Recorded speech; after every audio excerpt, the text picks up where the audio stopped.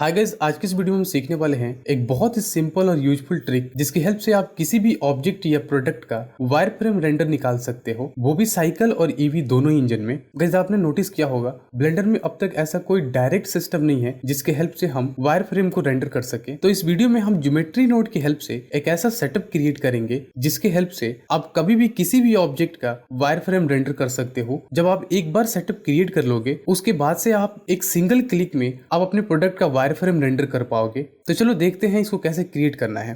तो मैंने यहाँ पे एक सिंपल सा सेटअप क्रिएट किया है। अब देख सकते हो हमारे पास एक बैकग्राउंड प्लेन है, एक प्रोडक्ट है और इस प्रोडक्ट का एक बेस है। इसमें सिर्फ हम प्रोडक्ट का वायर फ्रेम क्रिएट करके देखेंगे। तो सबसे पहले मैं यहाँ पे कोई भी एक ऑब्जेक्ट ऐड कर लेता हूँ जिससे कि हम अपना ज्योमेट्री नोड एक्टिवेट कर सके। ये जो मैंने क्यूब क्रिएट किया है ये सिर्फ ज्योमेट्री नोड को एक्टिवेट करने के लिए है। अब मैं अपना ज्योमेट्री नोड पैनल ओपन कर लेता हूँ और इस क्यूब को सेलेक्ट करके इस न्यू बटन पे क्लिक कर देता हूँ जिससे कि हमारा ज्योमेट्री नोड एक्टिवेट हो जाएगा। अब आप देख सकते हो हमें दो नोड दिख रहा है, इनपुट और आउटपुट। इनपुट के ज्योमेट्री सॉकेट आउटपुट के ज्योमेट्री सॉकेट से कनेक्ट है। इसका सिंपल सा मतलब ये है कि जो हमने क्यूब इनपुट किया है वो हमें आउटपुट में आप देख सकते हो व्यू पोर्ट में दिख रहा है। अगर हम इस सॉकेट को डिस्कनेक्ट कर दें तो हमें व्यू पोर्ट में वो नहीं दिखेगा। अब आप देख सकते हो जैसे ही मैंने इनपुट नोड को डिलीट किया वैसे ही जो हमें व्यू पोर्ट में क्यूब दिख रहा था वो अब हमें नहीं दिख रहा है। अब हम बात करते हैं कि वायर फ्रेम इफेक्ट हम कैसे क्रिएट कर सकते हैं। हम सबसे पहले क्या करने वाले हैं, जो हमारा ऑब्जेक्ट है जिसको हम वायर फ्रेम में कन्वर्ट करना चाहते हैं उस मेश डेटा को हम एक कलेक्शन में रखेंगे। वैसे यहाँ पे आपको ध्यान देने वाली बात यह है, आपको इस कलेक्शन में वो वाले पार्ट बिल्कुल भी नहीं रखने हैं जो कि फाइनल रेंडर में दिखे ही ना। मेरे कहने का मतलब ये है कि इस बॉटल के अंदर के जो भी पार्ट्स हैं उसको आपको इस कलेक्शन के अंदर बिल्कुल भी नहीं रखना है, क्योंकि इससे आपकी फाइल हैवी हो जाएगी और उस पार्ट्स को रखने का कोई फायदा भी नहीं है, क्योंकि हमें वायर फ्रेम इफेक्ट जो होता है वो बाहर के साइड में दिखाना होता है। अब वायर फ्रेम इफेक्ट क्रिएट करने के लिए मैं यहाँ पे इनपुट नोड को डिलीट करता हूँ, क्योंकि हमने जो बाय डिफॉल्ट क्यूब इनपुट किया था वो हमें नहीं चाहिए। हमें उस डेटा को आउटपुट से कनेक्ट करना है जिस डेटा को हमें वायर फ्रेम में कन्वर्ट करना है। अब मैं सबसे पहले यहाँ पे वायर फ्रेम कलेक्शन को ड्रैग एंड ड्रॉप कर लेता हूँ। अब मैं इसके इंस्टेंट सॉकेट को आउटपुट के ज्योमेट्री सॉकेट से कनेक्ट कर देता हूँ। अब आप देख सकते हो जैसे ही मैंने कनेक्ट किया वैसे इस नोड के टॉप में आपको एक क्रॉस का सिंबल दिखना शुरू हो गया और व्यू पोर्ट में इसका कुछ आउटपुट भी नहीं दिख रहा है आपको। अब ऐसा इसलिए हो रहा है क्योंकि जो मैंने स्टार्टिंग में क्यूब क्रिएट किया था ज्योमेट्री नोड को एक्टिवेट करने के लिए, वो क्यूब जो है वो इसी कलेक्शन के अंदर है। वैसे तो ये एक छोटी सी गलती है, बट अगर ये ऐसा हुआ है तो आपका ये सेटअप काम नहीं करेगा। तो सबसे पहले मैं उस क्यूब को इस कलेक्शन से बाहर निकाल देता हूँ। ध्यान रहे कि आपको इसको डिलीट नहीं करना है, क्योंकि इसी के ऊपर ये सारा कुछ क्रिएट हो रहा है। अब हमें क्या करना है, सबसे पहले इस मैश डेटा को हमें कर्व में कन्वर्ट करना है। इसके लिए मैं एक नोड ऐड करता हूँ मैश टू कर्व और इस दोनों नोड के बीच में ऐड कर देता हूँ, जिससे होगा ये कि जो हमारा मैश डेटा है वो कर्व में कन्वर्ट हो जाएगा। अब आप देख सकते हो जैसे ही मैंने कनेक्ट किया इस बॉटल के चारों तरफ बहुत सारी लाइनें दिखनी शुरू हो गई। मतलब जो हमारा डेटा था वो अब कर्व के अंदर कन्वर्ट हो चुका है। बट आपको पता है ब्लेंडर में आप जब भी कोई सीन रेंडर करते हो तो वहां पे जैसे कर्व लाइंस, लाइट, कैमरा और जैसे बोन्स, ये सारी चीजें आपको रेंडर में नहीं दिखती है। इसका मतलब ये है मैश डेटा को कर्व में हमने जो कन्वर्ट किया है ये हमें अभी भी नहीं दिखने वाला है। हम क्या करेंगे, इसको दोबारा से हम मैश के अंदर कन्वर्ट करेंगे। गैस अभी के लिए मैं इन सब चीजों को हाइड करता हूँ ताकि हम इफेक्ट पे फोकस कर सके। अब आप देख सकते हो हमें सिर्फ वही दिख रहा है जो अब तक हमने क्रिएट किया है। अब मैं इन दोनों के बीच में कर्व टू मैश नोड को ऐड करता हूँ। अब मैं पहले आपको ये बता दूं कि ऐसा मैंने क्यों किया। आप देख सकते हो यहाँ पे एक प्रोफाइल का ऑप्शन मिल रहा है। इसका मतलब ये है कि हम इसके थ्रू इसके प्रोफाइल को चेंज कर सकते हैं। मतलब ये कि हम इस ऑप्शन के हेल्प से ये जो हमें वायर फ्रेम में दिख रहा है इसमें हम थिकनेस ऐड करेंगे, जिससे कि हमें रेंडर व्यू में दिखना शुरू हो जाएगा। इसके लिए सबसे पहले मैं कर्व सर्कल नोड ऐड करता हूँ और इसके कर्व सॉकेट को इससे कनेक्ट कर देता हूँ। अब आप देख सकते हो जैसे ही मैंने इसको कनेक्ट किया ऐसा लग रहा है एक बहुत बड़ा स्फीयर आ गया हमारे सामने, बट ऐसा नहीं है, ये बिल्कुल भी स्फीयर नहीं है। मैं यहाँ पे रेडियस की वैल्यू कम करता हूँ ताकि आपको एक्चुअल जो इफेक्ट है वो दिखे। अब आप देख सकते हो मैंने जैसे वैल्यू कम किया अब आप यहाँ पे देख सकते हो हर एक सेगमेंट का थिकनेस दिखने लगा है। बट यहाँ पे एक प्रॉब्लम है, आप देख सकते हो मैंने यहाँ पे रेडियस की वैल्यू डेसिमल में डाल रखा है 0.001। इसको पॉइंट में ऐसे एडजस्ट करना काफी मुश्किल है। तो मैं इस प्रॉब्लम को फिक्स करने के लिए यहाँ पे मैं एक मैथ नोड ऐड करता हूँ और उसके अंदर डिवाइड सेलेक्ट कर लेता हूँ और एक और मैथ नोड ऐड करता हूँ, उसके अंदर ऐड सेलेक्ट कर लेता हूँ।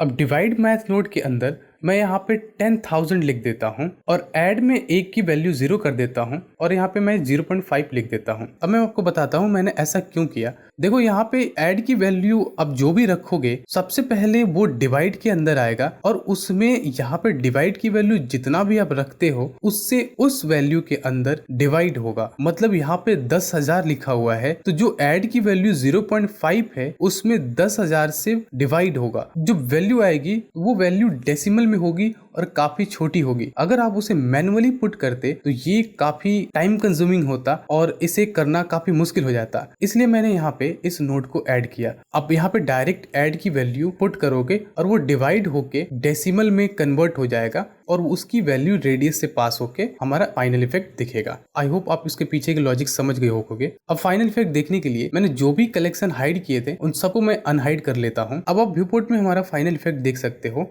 अब हम इसको रेंडर करके टेस्ट करते हैं कि हमारा फाइनल इफेक्ट दिख रहा है या नहीं। तो गाइस आप देख सकते हो जो हमारा फाइनल इफेक्ट है वो कुछ इस तरीके से दिख रहा है, बिल्कुल सही से काम कर रहा है। अब हम बात करते हैं कि जो हमारा वायर फ्रेम इफेक्ट है इसका हम मटेरियल कैसे चेंज कर सकते हैं। तो इसके लिए सबसे पहले मैं सेट मटेरियल नोड ऐड कर लेता हूँ और इन दोनों नोड के बीच में इसको कनेक्ट कर देता हूँ। अब आप यहाँ पे देख सकते हो एक मटेरियल का ऑप्शन दिख रहा है। आप यहाँ पे क्लिक करके आप अपना कोई भी कस्टम मटेरियल या टेक्सचर ऐड कर सकते हो। आप यहाँ पे देख सकते हो जैसे जैसे मैं कलर चेंज कर रहा हूँ उसका इफेक्ट हमें वायर फ्रेम में दिख रहा है। जैसे यहाँ पे देख सकते हो कि हमने कई सारे नोड लगा रखे हैं बट आपको पता है हमें बस 2 से 3 ऑप्शन की जरूरत है। एक कलेक्शन ऑप्शन जिसमें हम अपना आगे से हमें जो भी प्रोडक्ट का वायर फ्रेम रेंडर करना होगा उसमें उस कलेक्शन को हम पुट करेंगे, और दूसरा इसके रेडियस ताकि हम वायर फ्रेम का रेडियस कंट्रोल कर सके, और तीसरा मटेरियल का ऑप्शन। तो अगर आप ये चाहते हो कि ये तीनों ऑप्शन हमें एक जगह मिल जाए, हमें बार बार इस पैनल को ओपन ना करना पड़े, तो उसके लिए आपको सबसे पहले ग्रुप इनपुट नोड को ऐड करना होगा और उससे ये तीनों ऑप्शन का सॉकेट कनेक्ट कर देना है। तो सबसे पहले मैं ग्रुप इनपुट नोड ऐड कर लेता हूँ और मैं यहाँ पे कलेक्शन सॉकेट को ग्रुप इनपुट नोड से कनेक्ट कर देता हूँ और एक रेडियस ऑप्शन को कनेक्ट कर देता हूँ। आपको यहाँ पे और भी ऑप्शन चाहिए तो आपको बस उस ऑप्शन के सॉकेट को इस ग्रुप इनपुट नोड के सॉकेट में कनेक्ट करना है। अब आप जैसे ही अपने रिक्वायरमेंट के हिसाब से इसको कनेक्ट कर लोगे तो ये सारा ऑप्शन हमें मॉडिफायर पैनल में दिखने लगेगा। तो आप देख सकते हैं जो हमने 2 ऑप्शन कनेक्ट किया था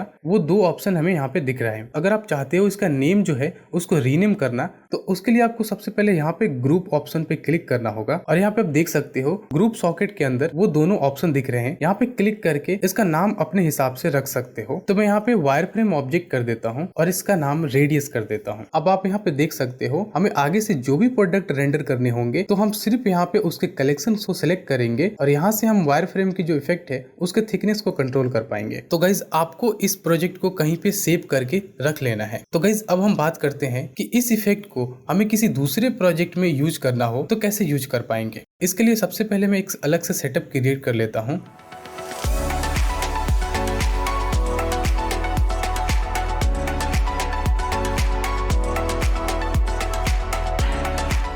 तो गाइस यहाँ पे देख सकते हो मैंने एक ब्लेंडर किट से एक बेसिक सा मॉडल ऐड किया है। अब मान लो मुझे इस पे सेम इफेक्ट अप्लाई करना है तो सबसे पहले मैं इस मॉडल के उस पार्ट को सिलेक्ट करूंगा जिसमें मुझे वायर फ्रेम इफेक्ट दिखाना है, उसको एक कलेक्शन में रख लेना है। अब उसका नाम कुछ भी रख सकते हो, मैं यहाँ पे वायर फ्रेम रख रहा हूँ। अब आपको एक कोई भी ऑब्जेक्ट ऐड करना है और फिर ज्योमेट्री पैनल ओपन करके न्यू बटन पे क्लिक करना है। अब फाइल में जाके अपेंड पे क्लिक करना है। उसके बाद से आपको उस फाइल को सिलेक्ट करना है जिसमें आपने इफेक्ट बना के रखा हुआ है। सिलेक्ट करके आपको अपेंड पे क्लिक करना है। अब यहाँ पे आप देख सकते हो बहुत सारे फोल्डर दिख रहे हैं, लेकिन आपको यहाँ पे नोट ट्री वाले फोल्डर पे क्लिक करना है और उसके बाद से यहाँ पे ज्योमेट्री नोड को सिलेक्ट करना है। अब यहाँ पे देख सकते हो अभी भी आपको ज्योमेट्री नोड सेटअप अपडेट नहीं हुआ है, उसके लिए आपको यहाँ पे क्लिक करना होगा। अब जैसे ही क्लिक करोगे यहाँ पे आपको 2 ऑप्शन दिख रहे हैं। पहला ऑप्शन जो अभी आपने ऑब्जेक्ट को सिलेक्ट करके क्रिएट किया वो है, और दूसरा ऑप्शन वो है जो आपने अभी अपेंड किया है, तो आपको दूसरा वाला सिलेक्ट करना है। अब यहाँ पे देख सकते हो आपने जैसे ही दूसरे वाले को सिलेक्ट किया आपका पूरा का पूरा जो नोट ट्री पहले हमने क्रिएट किया था वो अपडेट हो गया है। अब आपका लास्ट काम ये है कि यहाँ से जाकर आप अपना कलेक्शन चेंज करो जिस पे आप वायर फ्रेम इफेक्ट चाहते हो। अब आप देख सकते हो जैसे ही आपने कलेक्शन को सिलेक्ट किया हमारा वायर फ्रेम इफेक्ट क्रिएट हो गया। तो गाइस इस तरीके से आप किसी भी ऑब्जेक्ट का वायर फ्रेम इफेक्ट आसानी से कुछ क्लिक्स में क्रिएट कर सकते हो। तो गाइस इस वीडियो से रिलेटेड कोई भी डाउट हो तो आप मुझे कमेंट करके जरूर बताना और इस वीडियो को लाइक और चैनल को सब्सक्राइब करना मत भूलना। मिलते हैं अगली वीडियो में।